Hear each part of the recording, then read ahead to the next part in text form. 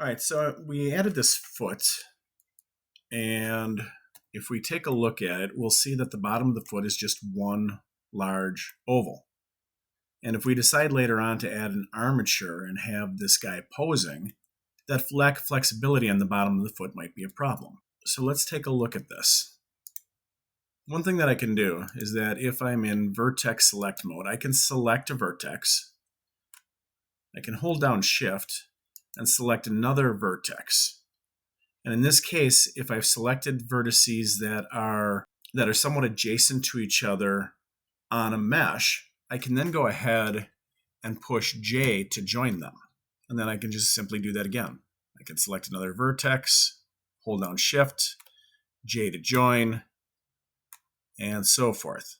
Now if we go ahead and select these faces that we've just created, and if we grab them or rotate them, we will see that they are in fact part of the mesh wholly and totally. So I'm going to Control Z, undo that a couple of times.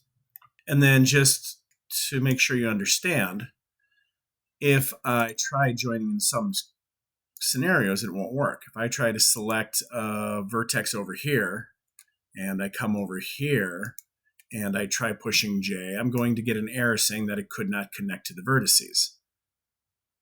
Now, I can, though, do something like this. Like if I were to select this vertex and maybe this vertex and join them, it will work across the mesh even though there's changes in geometry, even though there's changes in which way the planes are facing and so forth.